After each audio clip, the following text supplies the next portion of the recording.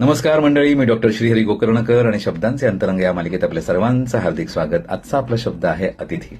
साधारणपणे अतिथी हा शब्द पाहुणा किंवा गेस्ट या अर्थाने प्रयुक्त केला जातो. जेव्हा एखादी व्यक्ती विशिष्ट दिवशी पूर्व सूचना देऊन आपल्या घरी येणार असते तेव्हा आपण म्हणतो की या दिवशी आमच्या घरी पाहुणे येणार आहेत, गेस्ट येणार आहेत.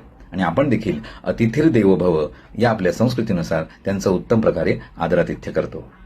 परंतु मंडळी, अतिथी या शब्दाचं अंतरंग जर पाहिलं तर जाणवतं की विशिष्ट दिवस ठरवून जे येतात, पूर्व सूचना देऊन जे येतात ते अतिथी नसतात. अतिथीमध्ये दोन भाग आहेत. हा नकारात्मक आहे आणि तिथी म्हणजे दिवस जो इकारांत शब्द आहे. त्यामुळे अतिथी या समासाचा दोन प्रकारे विग्रह करता येतो. न विद्यते तिथीही यस्य सह किंवा न विद्यते तिथीही यस्याः सा. त्यामुळे अतिथी हा पुरुष असू शकतो, महिलाही असू शकते.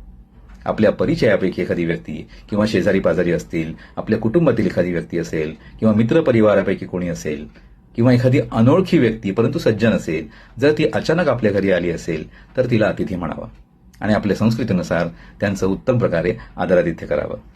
मंडळी, जे पूर्व सूचना देऊन येतात, जे विशिष्ट दिवस ठरवून येतात ते अतिथी नसून ते सतिथी असतात. त्यांना आपण पाहुणा म्हणू शकतो, गेस्ट म्हणू शकतो. मंडळी, अतिथी या शब्दाचा हा अर्थ तुम्हाला कळला असेल तर हा अर्थ अनेक लोकांपर्यंत पोहोचवा. त्यासाठी लाईक करा, फॉलो करा आणि शेअर करा. धन्यवाद.